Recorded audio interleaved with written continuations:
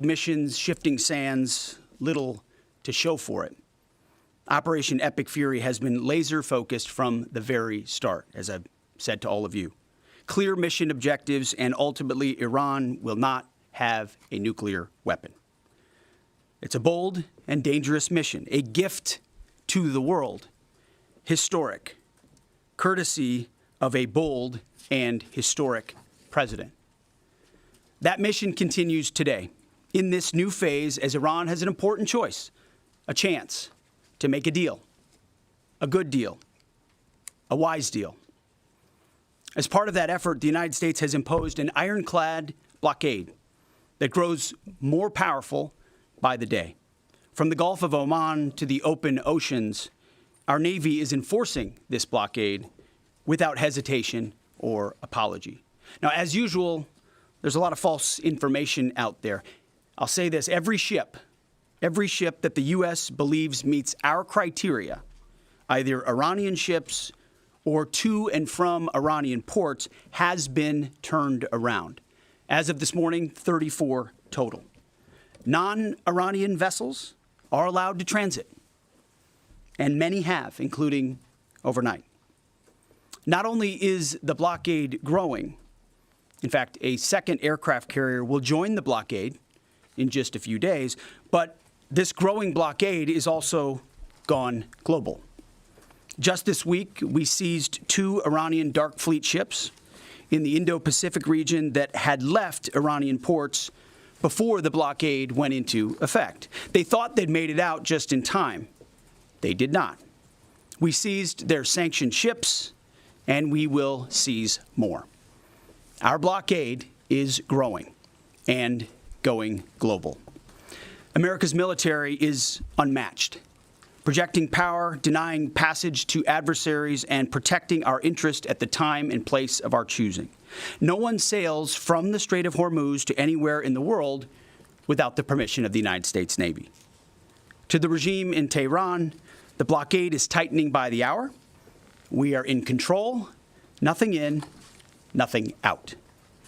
Iran's battered military, the IRGC specifically, has been reduced to a gang of pirates with a flag. They cloak their aggression in slogans, but the world now sees them for what they are, criminals on the high seas. They don't control anything. They're acting like pirates, acting like terrorists. They're the ones who lay indiscriminate mines, who shoot at random ships, who killed 45,000 of their own people, innocent protesters in the course of weeks. Their own people. They are the bad actors. The vessels that the Iranians seized in recent days, a couple of them, they're not American ships. They're not Israeli ships. They're just random ships that where they drove their little speedboats up to and shot at those ships with AK-47s. Anyone with a speedboat, a gun, and the wrong intentions can do that. They know that we, the United States of America, control the flow of global shipping, and we know that they know. Their real navy is at the bottom of the Arabian Gulf. It's worth saying again, for 47 years, Iran has been at war with America, killing our citizens, our soldiers, and our allies, while previous administrations looked the other way. The real endless war is the war that Iran has waged on us for 47 years. President Trump is the only president with the guts and moral clarity to finally do something about it. I see it every day behind closed doors. President Trump's fortitude is unshakable, and his mission is crystal clear. President Trump said it again yesterday. We have all the time in the world, and we're not anxious for a deal. And I hear him say it every day in private as well. Iran knows that they still have an open window to choose wisely. As we said previously, choose wisely at the negotiating table. All they have to do is abandon a nuclear weapon in meaningful and verifiable ways, or instead they can watch their regime's fragile economic state collapse under the unrelenting pressure of American power. A blockade as long as it takes, whatever President Trump decides. Because the bottom line remains the bottom line. Iran will never get a nuclear bomb. The choice is theirs, but with this blockade, the clock is not on their side. Moreover, President Trump has authorized the United States Navy to destroy any Iranian fast boats that attempt to put mines in the water or disrupt passage through the Strait of Hormuz, to shoot and kill. Our commanders have clear rules of engagement. If Iran is putting mines in the water or otherwise threatening American commercial shipping or American forces, we will shoot to destroy. No hesitation, just like the drug boats in the Caribbean. It's also worth saying, this should not be America's fight alone. We barely use the Strait of Hormuz as a country. Our energy doesn't flow through there, and we have plenty of energy. Just look at the new global Congo line, headed to Texas. A beautiful picture. Europe and Asia have benefited from our protection for decades, but the time for free riding is over. America and the free world deserve allies who are capable, who are loyal, and who understand that being an ally is not a one-way street. It's a two-way street. We are not counting on Europe, but they need the Strait of Hormuz much more than we do, and might want to start doing less talking and having less fancy conferences in Europe and getting a boat. This is much more their fight than ours. On this core mission, America's will is unshakable, our capabilities unmatched. Our blockade is only growing and going global. And as the President said, we have all the time in the world. Iran has a historic chance to make a serious deal, and the ball is in their court. Either way, the War Department stands ready for what comes next, locked and loaded. May God continue to bless our warriors each and every day and on each and every mission. Mr. Chairman, over to you. Thank you, Mr. Secretary, and good morning, everyone. Thanks for being here. Today marks 55 days since the President of the United States ordered major combat operations against Iran. Today and this morning, the Joint Force remains postured and prepared to recommence major combat operations on the order of the President. On April 8th, the President announced a ceasefire, and last week, at the President's direction and on order of the Secretary, U.S. CENTCOM began enforcing a blockade against all commercial vessels going into and out of Iran and their ports. Simultaneously, the U.S. military, in support of the U.S. Department of Justice, was ordered to conduct maritime interdiction operations against sanctioned and dark fleet vessels globally. This operation also began on April 8th, and what I'd like to do this morning is update all of you on those actions and activities.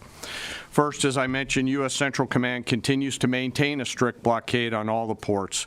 We're enforcing the blockade across the board against any ship of any nationality that is transiting to or from an Iranian port or territory.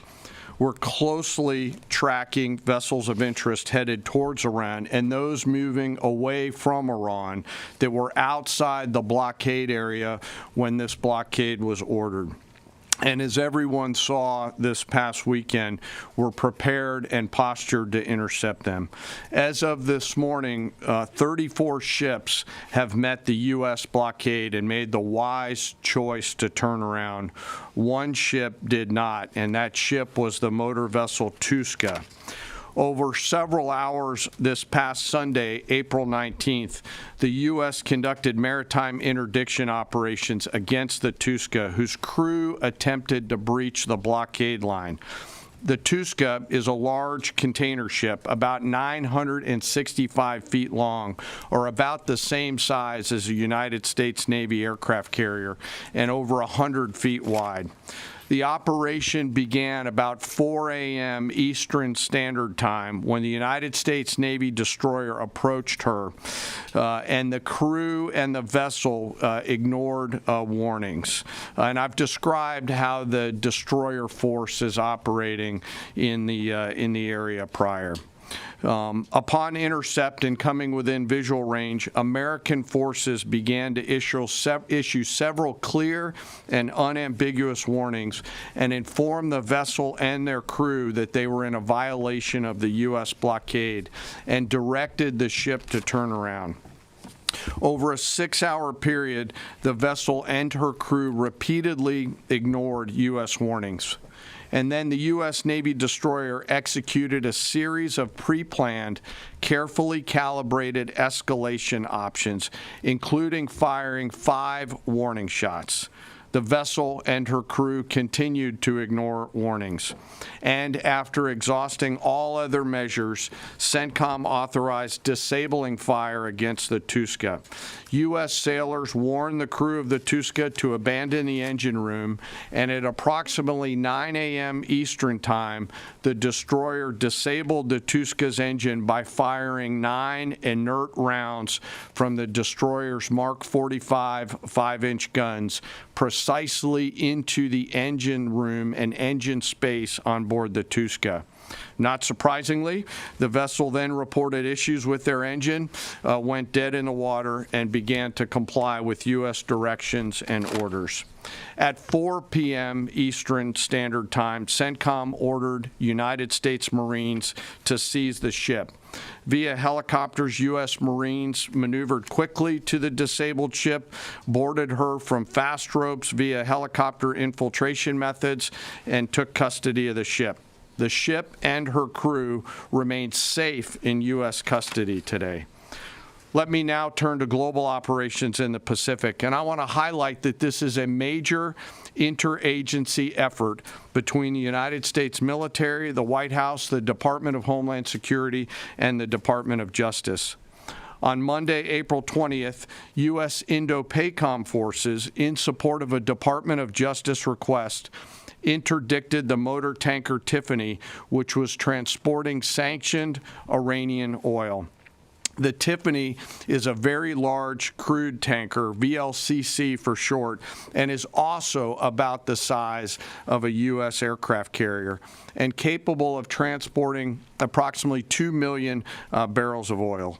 At approximately 11:30 p.m. Eastern Time, U.S. military forces and law enforcement forces also went to the ship via rotary wing platforms, fast-roped onto her deck, and secured her.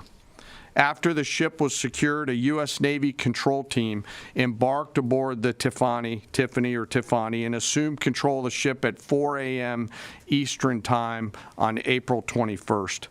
A Navy control team is comprised of sailors led by a boarding officer that assumes control of a seized ship in order to secure the crew, the cargo, and the vessel. And disposition of that first vessel is still pending.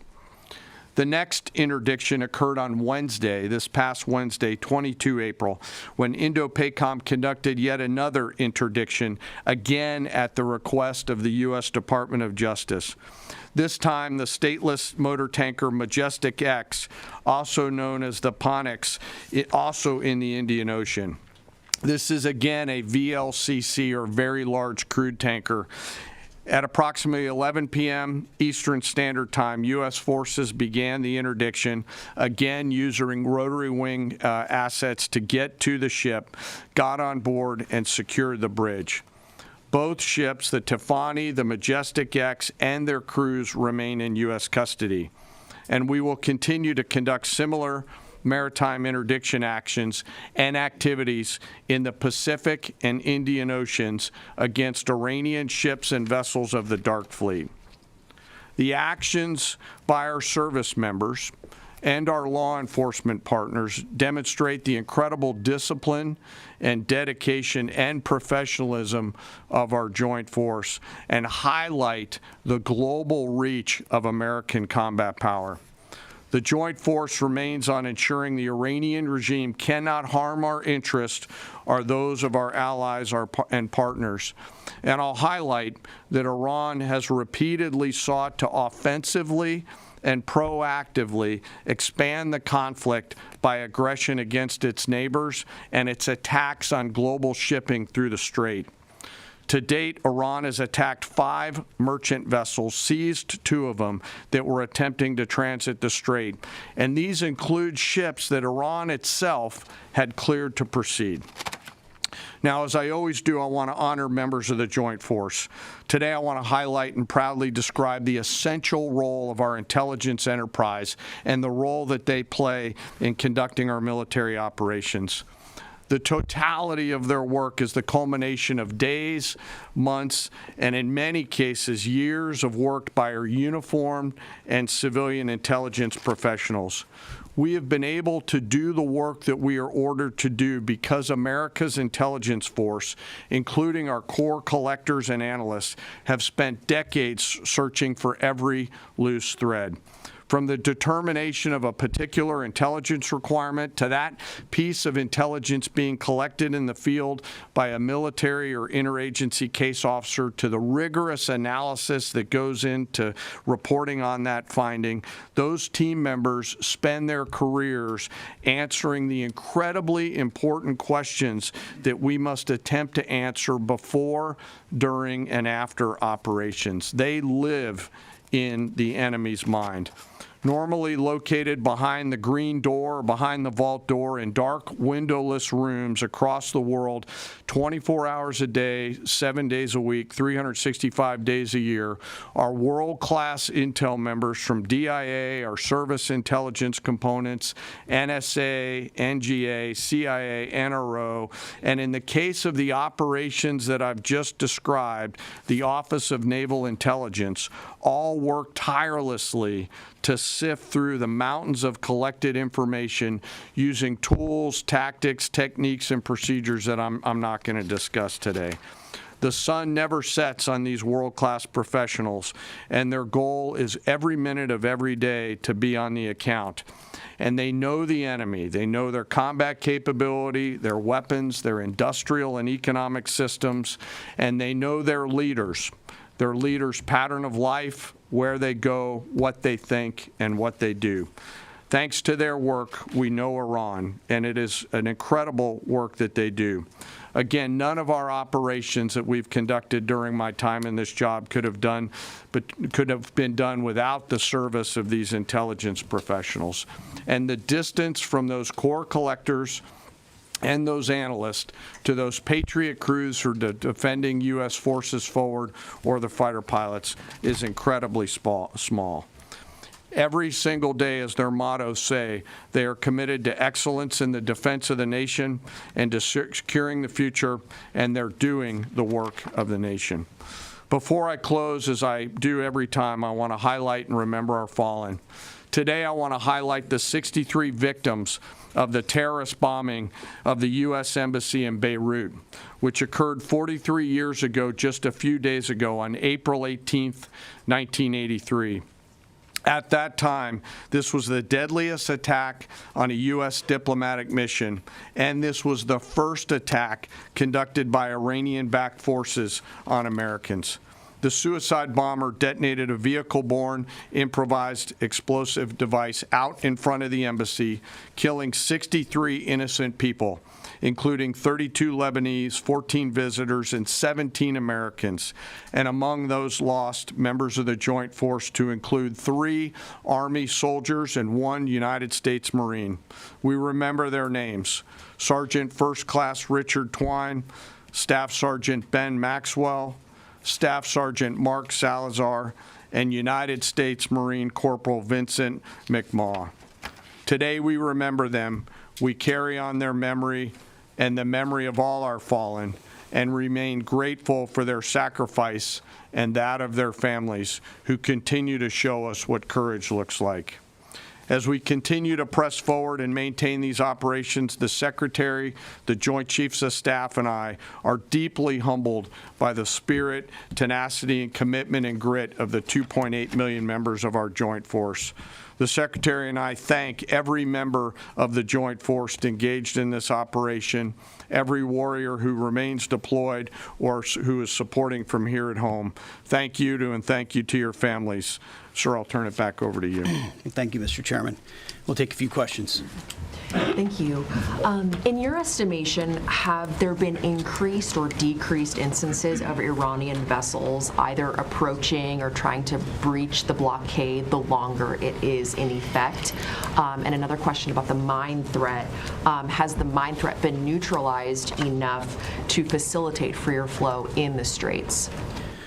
Well, to the second question, first of all, we are seeing vessels transiting. There are paths that are open, and part of what the president is threatening is ensuring if there's attempts to recklessly and irresponsibly lay more mines, we're going to deal with that. It's a violation of the ceasefire. So transit is occurring, much more limited than anybody would like to see, and with more risk than people would like to see. But that's because Iran is doing irresponsible things with small fast boats, crafts, like I said, with weapons on them. These are commercial ships, in some cases cruise ships that came through being threatened by these. So as far as breaching the blockade, it's been a pretty consistent. There were a number of ships at the beginning. Then you had the interdiction that the chairman described, where we took out the engine room and disabled that ship. I think that sent a very clear sign that this is not a fake blockade. This is a real, full blockade. We'll use up to and including lethal force if necessary. And that stopped, and other ships have taken note of that. So any ships that have attempted,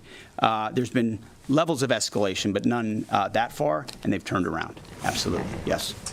Good morning, Mr. Secretary, Mr. Chairman. David Zier, Real America's Voice. To follow up on Alexandra's question, how big are these mine-laying boats? Can they be achieved from fast boats? And I wanted to follow up my last week question about as jet fuel stocks in Europe reportedly are only about 6 weeks left. They get most of their jet fuel from the Gulf. Have any European countries reached out to assist in cordoning off the strait and participating in escorts? I know there's a lot of talks. You saw I would call it a silly conference in Europe last week where they got together and talking about maybe doing something eventually when things are done. Those are not serious efforts yet. We would welcome that. We would welcome a serious European effort to do something about this strait and this passage, considering it's their energy capabilities that are most at stake. I think it's a wake-up call. It's a wake-up call for countries around the world. Either you have capabilities or you don't. Otherwise, you're at the behest of a country like Iran, and the only country that can do something about it is the United States military. Do you want to talk about the mines and the small crafts? They have a variety of smaller Boston whaler-sized boats. We have forces up there deterring and preventing them from continuing to do that, and we'll continue to do so pursuant to the orders of the Secretary and the President. But reckless mining like that is a violation of the unwise ceasefire. To do that. And very unwise to do. Absolutely. Jerry. Thank you. So Pope Leo has made some strident comments about the war in Iran, and the U.S. Conference of Catholic Bishops recently put out a statement suggesting that the war does not fit the requirements of just war theory. And I wondered if the Pentagon had thought about this war against the terrorist regime in Iran in terms of the framework of a just war, and if either one of you could talk about that. And then just my second question would be, the Pentagon recently, this week, gave well-deserved award upgrades to the members of Gulf Company 2-1 Marines who served at HKI and Abbey Gate during the withdrawal and evacuation. I wondered if you, Mr. Secretary, could speak a little bit about that and maybe give us a little bit more in terms of what to expect from this Afghanistan review in terms of further proper recognition and proper accountability. On the first question, Pope's going to do his thing. That's fine. We know what our mission is. We know what authority we have. We're very clear about that. We follow that. The orders of the president. We've got lawyers all over the place looking at what we're doing and why we're doing it and giving us every authority necessary under the Constitution and under our laws to execute it. So we feel very confident across the spectrum about what we're doing and why we're doing and the legal justification that we're following in order to do it. You mentioned the Marines at Abbey Gate. And what we've undertaken at this department is a historic Afghanistan review. So we have over the course of months, reviewed what happened leading up to and including the events at Abbey Gate and the disastrous withdrawal in Afghanistan. There's never actually been a full accounting in this department of the decisions that were made. There's been sort of papered over congressional attempts, but never a real deep dive where we brought everybody in to talk about what happened and why it happened. That has happened.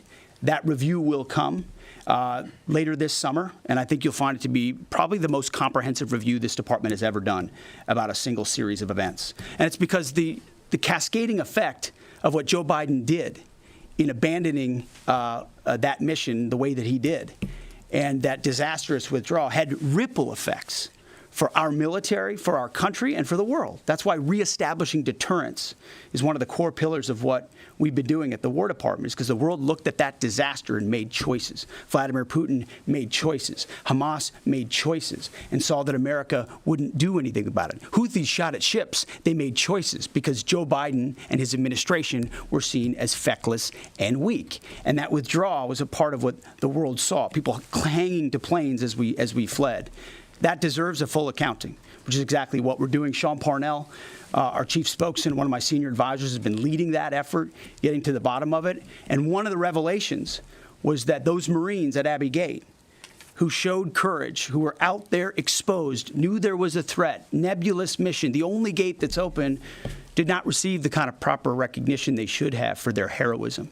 So one of the early results of this Afghan review is to ensure they get the due recognition and award they deserve for the heroism and courage they showed at that gate. Despite the bad decisions of this building and that administration, those Marines acted heroically, and we're going to recognize them for that. Jerry, thank you. Yeah, right here.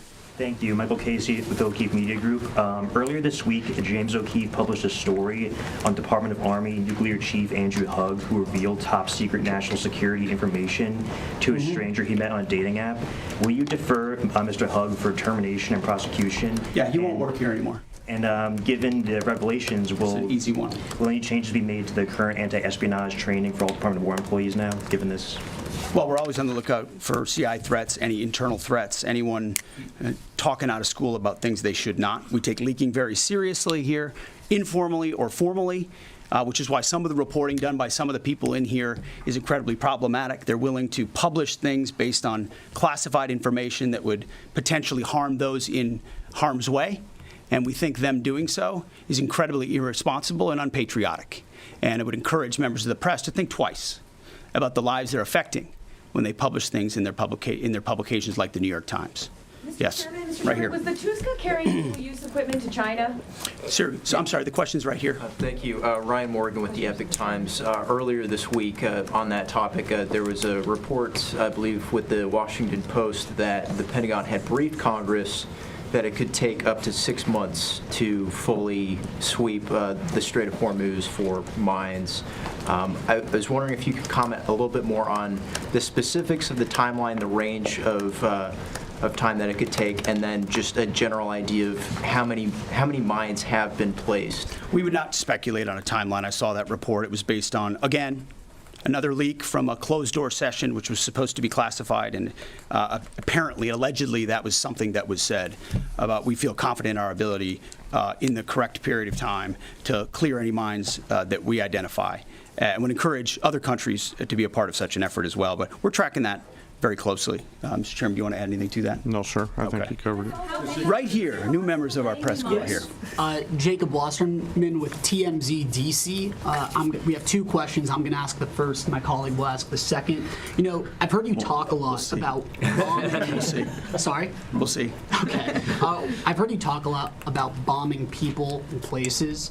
And when you give these orders to carry out this extreme level of violence, what's going through your mind and your body? Do you have like an adrenaline rush? Are you scared? Do you feel like you're on a power trip? Just walk us through and paint us a picture of what it feels like mentally and physically. It's a very TMZ question. My only thought process is to ensure that our warfighters have everything they need to be successful, defeat and destroy the enemy, and they come home. I want them to feel empowered, to have every authority they need within our rules and within our law to bring maximum violence to the enemy. Because war is violent, war requires doing difficult things, but I want our people to feel empowered, so it's our guys that come home and their guys that do not. And Sure, second I'll give you question, one chance. Charlie Cotton from Teams EDC. You changed the Department of Defense to the Department of War. Would you consider changing the name again to the Department of Peace, since that's what we're all after? Well, that's the pursuit. It's a great question, actually. You go from defense to war because you want to be proactive about peace through strength. And really, I gave a speech in front of generals about what the ethos of the War Department is all about, because I wanted to go through every echelon of this department. It means something. It's not just words. And when you fight a war the right way, the idea is on the other side you bring about peace. That is what we'd like to see the most. In fact, I once did a video about the one institution that should win the Nobel Peace Prize every single year is the United States military, because we are the guarantor of the safety and security, not just of our country, but of a lot of people in this world. Last question. Yes, sir. Thank you very much, Mr. Secretary. I do appreciate your time. Since February 28, 725 drones and missiles have hit the Kurdistan region as your loyal ally, killing 22 people and injuring 100 others. Even after the ceasefire, Mr. Secretary, 20 more attacks were carried out. My question is, does that ceasefire include Iraq and the Kurdistan region? And really, what is your clear policy toward proxies? Why I am asking this question? By President Masoud Barzani's statement, 5 times targeting his office, even targeting President of Kurdistan region residents in the Hague City. We watch it very closely, and that area and those folks, the Kurds, deal with a lot of what the IAMGs or the proxies are capable of doing. And a reminder of the reverberating effect of this Iranian regime. It's not just what it does to its own people, killing 45,000 of its own citizens just recently, but it's also the terror they've brought to the region. And so getting a good deal and making sure they can't wield a nuclear weapon over top of those proxies is why this mission is such an important one. Thank you very much. Appreciate it. Thank you. We were listening there to Pete Hegseth, the Defense Secretary, and Dan Caine, the Chairman of the Joint Chiefs, discuss the latest on the U.S. effort against Iran. We heard them tally 34 being the number of vessels that the U.S. has turned around. These are Iranian ships or those headed to or from Iranian ports. We also heard the Defense Secretary describe the Revolutionary Guard in Iran as a gang of pirates, saying that despite claims that the U.S. had eliminated the country's ability to have a navy, that boats with people with weapons have continued to terrorize, in the Defense Secretary's words, vessels moving through the strait. We also heard some criticism from the Defense Secretary toward Europe. There was a recent conference where Britain and France tried to come up with a way they could help fortify the Strait of Hormuz. He called it a silly conference and said Europe needs to do more. The time for freeloading, he says, is over in describing Europe. And he also said Iran has a historic chance for a serious deal. The ball is in their court. CBS News White House reporter Olivia Rinaldi was also watching this Pentagon briefing along with us. Olivia, I'm wondering what's jumping out to you and what new information we're getting out of the White House today as this press conference is underway about the pressures the U.S. is under when it comes to fuel and goods being transported. Yeah, good morning, Errol. Good to see you again. A couple of things jumped out to me. First, Secretary Hegseth, when talking about the blockade, said that it is going to be growing. He said that in the coming days, there's going to be another aircraft carrier that is going to arrive in the region to help enforce the blockade. He said that will make 2 aircraft carriers that will be enforcing that. And of course, we know that there are 3 in the region now, and that's the first time in decades that there have been 3 aircraft carriers deployed to a region on a mission like this. So U.S. forces in the region certainly growing. He also said that blockade is growing, and he said it's going global. He said it's tightening by the hour near the Strait of Hormuz. We know they're in the Gulf of Oman. But he says they're starting to look elsewhere, including in the Pacific, where they saw 2 ships be interdicted. They say those 2 ships were carrying sanctioned Iranian oil. So not only are they focused on that region there in the Gulf, but they're also looking to the Indian Ocean and the Pacific Ocean, where they are reserving the right to interdict and even board some of those ships there. So that was quite notable.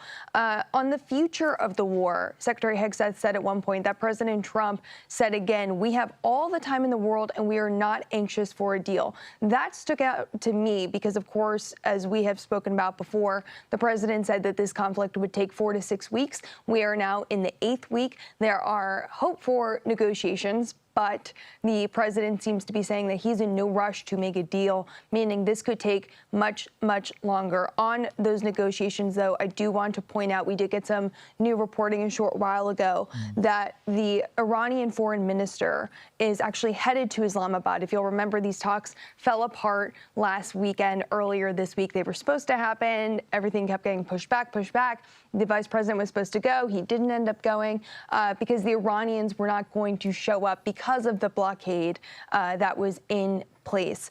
We now know from the Pakistanis that the Iranian foreign minister is actually expected to arrive in Islamabad tonight with a small delegation. This is after several rounds of negotiations with the Pakistanis, who have been acting as a mediator in this conflict, and they're hoping that the U.S. comes to the table. We have asked the White House if there are plans for a delegation to go. Errol, we have not heard back yet, but we will update you when we do.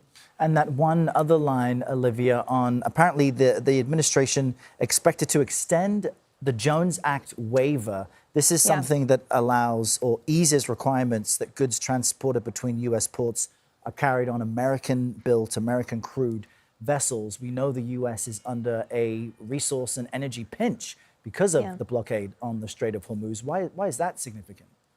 It's extremely significant. The Jones Act basically says that U.S. goods or goods transported to the U.S. have to be transported by U.S. flagged vessels into U.S. ports. And by waiving that for another 90 days, it allows foreign flagged ships to come into port and bring those goods. And the reason why that's notable, of course, is, and you've heard this rhetoric from the president and Secretary Hegseth over the last couple of days, they're talking about these trains of ships that are going into U.S. ports in Texas, in Louisiana, that have oil and gas on them. So allowing them to come in, be refined here, and perhaps sold to market as a way to kind of change what the global oil shipping, stature is right now, significant for sure. So something we're going to have to watch closely. But yeah, the White House just confirmed that they extended that for another 90 days. It was previously extended for 30 days, but shows you again how long they are thinking in terms of this conflict. Right. Expected to drag out many more weeks, possibly. Olivia, Rinaldi, thank you so much. I know we'll see you at the top of the hour as our coverage continues. Now we want to jump to Elliot Ackerman. He is a CBS News contributor and a Marine veteran, also listening in to the briefing there from the Pentagon. Elliot, good morning to you. Give us the bigger picture here, because as was just laid out in this briefing, we're 55 days into this overall campaign and about 16 days into the blockade. And based on everything that we've just learned, it appears that everyone is digging in, and the expectation is this will continue for some time. What was your main takeaway from the press briefing, either what was or what was not said? Yeah, thanks so much, and good to be with you this morning, Errol. Two things. There's been a lot of talk about what the strategy has been in Iran and what it's going to be going forward for the United States. And I think we are seeing that both sides are really settling into, for lack of a better word, what's a siege? A siege, basically a test of wills. Who can stand the most economic pain, political pain? So I think we should plan for this to drag on for quite some time. Second point is opportunity cost for the United States. As we see more and more resources being committed to the region, as we see the conflict in Iran sucking up the attention of U.S. policymakers, that means that the United States is not paying attention to other strategic challenges, the China, for instance, North Korea, So for me, that's really kind of the top line that I took away from this press conference. And what about weapons and ammunition? I've seen some reporting that the longer the U.S. campaign continues to focus on the Strait of Hormuz and Iran, the less available those weapons, ammunition, and resources are available for other efforts. Absolutely. We saw this when the war began, that it took time for the U.S. to surge forces into the Strait of Hormuz. You might remember the groups of Marines that had to come all the way from Okinawa near Japan. So once those resources are repositioned, and that includes, weapon systems, it takes a long time for them to be repositioned again. And that vacuum creates space for our adversaries to move around. And again, it takes attention away from conflicts that are also going on. I mean, Ukraine is another one that we're not paying attention to. So opportunity cost here when it comes to Iran. Elliot Ackerman, always great to get your insight. I'm sure you'll pop up on our coverage throughout the day. Thanks for being with us this morning. And that concludes the Pentagon press briefing, but we will continue to cover this issue, of course, throughout the day. Adriana Diaz will join me here at 9 a.m. Eastern for more coverage, as well as the day's other big stories. But for now, let's get you back to CBS Mornings. I'm Errol Barnett.